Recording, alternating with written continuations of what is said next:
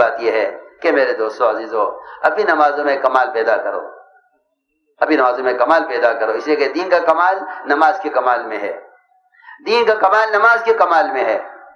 جتنا نماز میں کمال ہوگا دین میں کمال پیدا ہوگا۔ من اقامها فقد اقام الدین، جو نماز کو بگاڑے گا وہ دین کو اٹھائے گا۔ بلکہ یہاں تک حدیث میں آتا ہے کہ جو رکوع سے اٹھنے کے بعد کمر کو سیدھا نہیں رکھتا، اللہ اس کی نماز کی طرف نظر اٹھا کر دیکھتے نہیں کہ یہ کیا کر رہا ہے۔ اپنی نمازوں میں کمال پیدا کرو۔ تو میں نے عرض کیا کہ بہت متوجہ ہو کے بات سنو، میں نے عرض کیا کہ اپنی نمازوں میں کمال پیدا کرو۔ نماز کیوں بگڑتی ہے؟ نماز کے بگڑنے کی وجہ یہ ہے کہ ادھر دیکھو نا میری طرف، آپ تو ادھر دیکھ رہے ہیں، میری طرف دیکھو۔ نماز کیوں بگڑتی ہے؟ اس لیے کہ نماز سے کامیابی کا اور مسائل کا حل کا کوئی تعلق نہیں رکھتے۔ ہم سمجھتے ہیں کہ کاروبار ضرورت کے لیے کاروبار ہے اور آخرت کے لیے نماز ہے۔ نماز آخرت کے لیے، کاروبار دنیا کے لیے نہیں، ایسا نہیں ہے۔ بلکہ پہلی بات یہ ہے کہ یہ نماز پہلے دنیا میں دنیاوی مسائل کو حل کرائے گی، پھر آخرت کے مسائل میں مدد کرے گی۔ کیونکہ جو شخص یہ سوچ لے گا کہ نماز تو آخرت میں کام آئے گی، کاروبار دنیا کے لیے ہے، اس کے لیے اس کے علاوہ کوئی راستہ نہیں کہ یہ نماز کو بگاڑ کر جائے گا کاروبار کے لیے۔ جی ہاں، ادھر گاہک آ گیا، مغرب کی اذان ہو گئی، کیا کروں؟ گاہک کو دیکھوں نماز پڑھوں؟ یوں سوچے گا جماعت سے نماز پڑھنا تو سنت ہے، فرض تو ہے نہیں۔ جی ہاں، پہلے گاہک کو دیکھ لیتا ہوں، اس سے فارغ ہو کر پڑھ لوں گا نماز۔ لوگوں کی نمازیں قضا کیوں ہوتی ہے؟ نماز پڑھنے والوں کی نماز پڑھنے والوں کی نمازیں ان کے اسباب کی وجہ سے قضا ہوتی ہیں، اور ایک نماز کا قضا ہونا نمازی کے لیے بد دعا کرتا ہے۔ اور میں سمجھتا ہوں کہ سب سے پہلے بد دعا جو لگتی ہے وہ کاروبار کو لگتی ہے۔ نماز کی پہلی بد دعا کاروبار کو لگتی ہے۔ بہت سے نمازی ہیں، بہت سے لوگ نماز پڑھتے ہیں، شکایت کرتے ہیں کہ نماز پڑھتے ہیں پھر بھی کاروبار نہیں چلتا۔ معلوم ہوتا ہے کہ یا تو نماز کو بگاڑ کر پڑھ رہے ہیں، یا نماز کو قضا کر کے پڑھ رہے ہیں، یا اس سے بڑھ کر یہ ہے کہ جماعت کی نماز چھوڑ کر نماز پڑھ رہے ہیں۔ جی ہاں، سنت نہیں ہے صرف کہ بھئی یہ تو سنت ہے جماعت سے نماز پڑھنا، نہیں، جماعت کی نماز کی حکمت اور اہمیت کیوں زیادہ تھی؟ آپ نے فرمایا جو نماز جماعت سے آ کر نہ پڑھے مسجد میں، اپنے گھروں میں ادا کر لیں، میں حکم دوں کہ لکڑیاں جمع کر کے ان کے گھروں کو جلا دیا جائے۔ حالانکہ گھر تو رہنے کی جگہ ہے، گھر جل جائیں گے تو کہاں رہیں گے؟ کہ نہیں، ان کے لیے کوئی ٹھکانہ ہی نہ ہو سوائے اس کے کہ مسجد میں رہیں اور نماز مسجد میں پڑھیں، کہ گھر جلا دو۔ نماز چھوڑنے والوں کے گھر نہیں جلوا رہے، نماز پڑھنے والوں کے گھر جلوا رہے ہیں۔ آپ نے فرمایا حدیث میں ہے کہ انہیں دل چاہتا ہے حکم دوں میں نوجوانوں کو کہ ایندھن اکٹھا کریں، ان کے گھر کو جلا دیں جو نماز گھر میں پڑھ رہے ہیں۔ اللہ اکبر! جو نبی اپنی امت پر اتنے شفیق و مہربان ہیں، وہ یہ کہہ رہے گھر جلا دو ان کے۔ پوچھا گیا عبداللہ بن مسعود رضی اللہ تعالیٰ عنہ سے کہ ایک آدمی نماز تو پڑھتا ہے 5 وقتہ، لیکن جمعہ اور جماعت کی نماز کے لیے مسجد میں نہیں آتا، اسے کوئی ایسا عذر نہیں کہ ٹانگیں کٹی ہوئی ہوں، یا ایسا اندھا ہو کہ اس کو کوئی لانے والا نہ ہو، یا ایسا بیمار ہو جو چاپ ایسے حرکت نہ کر سکتا ہو، کوئی عذر اس کو نہیں ہے، آپ اس کے بارے میں کیا کہتے ہیں؟ نماز نہیں چھوڑتا ہے، 5 وقتہ نماز پڑھتا ہے، لیکن مسجد میں نہیں آتا۔ عبداللہ بن مسعود نے فرمایا کہ وہ آدمی جہنمی ہے۔ سنو تو صحیح، کیا فرما رہے ہیں؟ جہنمی۔ کیوں ہے یہ بات؟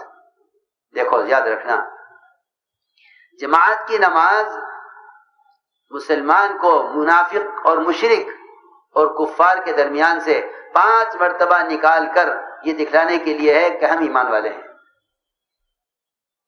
فجر کی نماز سے لے کے عشاء کی نماز تک 5 مرتبہ ہر مسلمان وہ بازاروں کے، دفتروں کے، حکومتوں کے، سیاستوں کے، سرمایہ داریوں کے نقشوں میں جہاں جہاں مسلمان پھیلے ہوئے ہیں، وہ صبح سے لے کے شام تک 5 مرتبہ اب ان کے درمیان سے نکل کر مسجد میں جمع ہوں نماز کے لیے، اور یہ بتائیں کہ ہم ایمان والے ہیں۔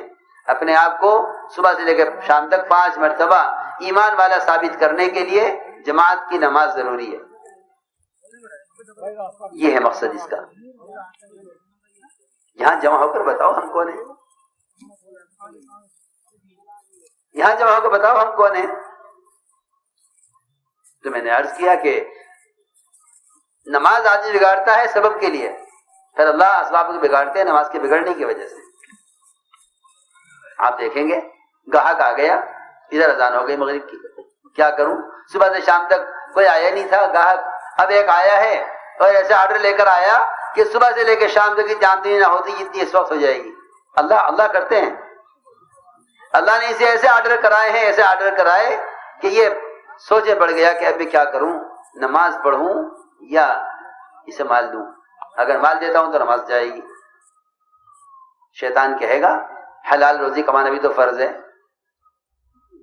ہاں, اور یہ اللہ تو لایا ہے گاہک, کہ اللہ تجھے مال دینے کے لیے گاہک نہیں لایا, اللہ تیری آمدنی کے لیے گاہک نہیں لایا, اللہ تیری نماز کے امتحان لینے کے لیے گاہک لایا ہے. تیری نماز کے امتحان کے لیے. اسے ضرورت نہیں ہے کہ وہ گاہک کے ذریعے سے تجھے مال دے, نہیں, اسے اس کی ضرورت ہی نہیں ہے. اللہ کو اس کی ضرورت ہی نہیں ہے رزق دینے کے لیے. اللہ دیکھنا چاہتے ہیں کہ اس وقت تو نماز کے لیے اٹھ کر آتا ہے گاہک کو چھوڑ کر, تو رزق ہمارے ذمہ ہے, اور اگر تو اس گاہک کو کے لیے نماز کو چھوڑتا ہے تو پھر دیکھ لے اپنا انجام. کیا انجام ہوا؟ نماز تو گئی, یہ کپڑا کھول, وہ کپڑا دکھاؤ, وہ کپڑا دکھاؤ, وہ کپڑا دکھاؤ, اور جی ہاں ساری دکان کا کپڑا کھلوا لیا. جب اس نے نماز کو ضائع کیا تو اللہ تعالی نے اس گاہک کے دل کو اس کے مال سے پھیر دیا. تو اللہ کے ہاتھ میں ہے نا, ان تاجروں کے ہاتھ میں دل ہوتے تو یہ تو سارا بیچ لیتے, سارے لوگوں کے پیسے لوٹ لیتے. قلوب تو کس کے ہاتھ میں ہے؟ اللہ کے ہاتھ میں. اسے نماز ضائع کی گاہک کے لیے, اللہ نے گاہک کے دل کو اس کے مال سے پھیر دیا. سارا کپڑا کھلوا کے کہتا ہے نہ کچھ سمجھ میں نہیں آ رہا, میرے تو کچھ سمجھ میں نہیں آ رہا.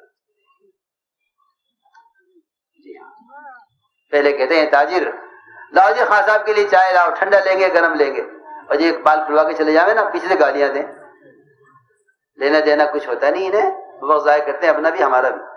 ہاں یہ اصل بات یہ ہے, تو نے نماز کو ضائع کیا, اللہ نے تیرے گاہک کے دل کو تیرے مال سے پھیر دیا. کر لے تو, نماز گئی, اس کا گناہ الگ اور مال کچھ ہاتھ آیا نہیں.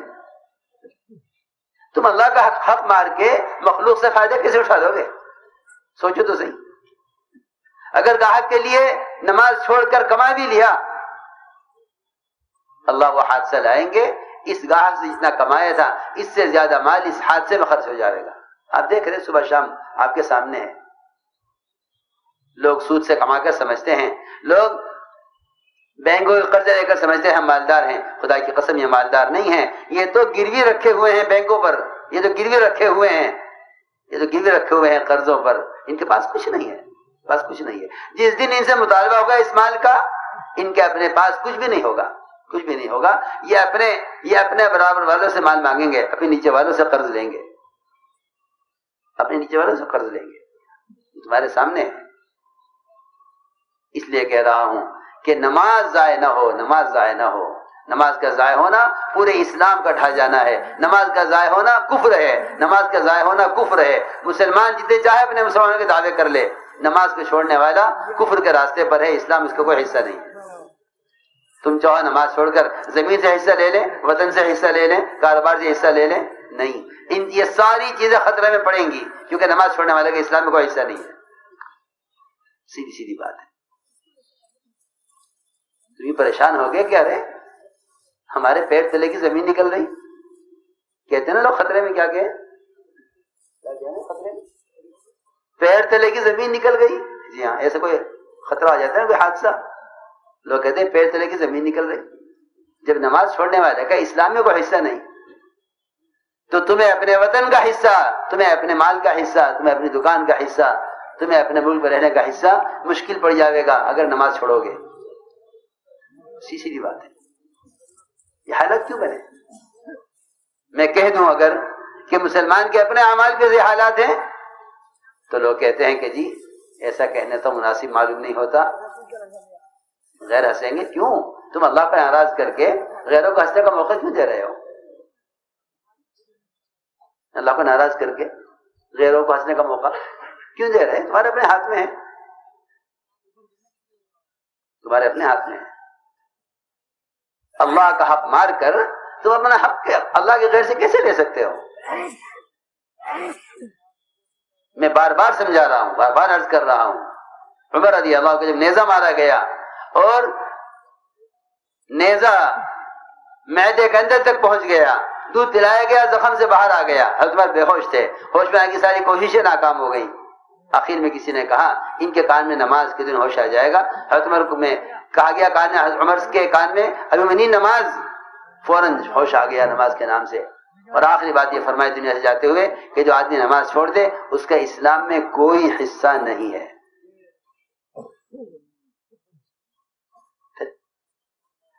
کہ نماز اسلام میں کوئی حصہ نہیں، اور مسلمان کیا ہے ہمارا حصہ چھین رہا ہے؟ سنو تو صحیح کتنا فرق بیٹھا ہے۔ حضرت عمر کہہ رہے اسلام میں کوئی حصہ نہیں ہے، اور یہ چیخ رہے ہیں کہ ہمارا حصہ نہیں مل رہا۔ بھائی تم نماز چھوڑ کر جب اسلام میں حصے دار نہ رہو گے، اللہ نہ کرے، تو پھر اپنا حصہ کہاں سے لوگے، کس سے لوگے؟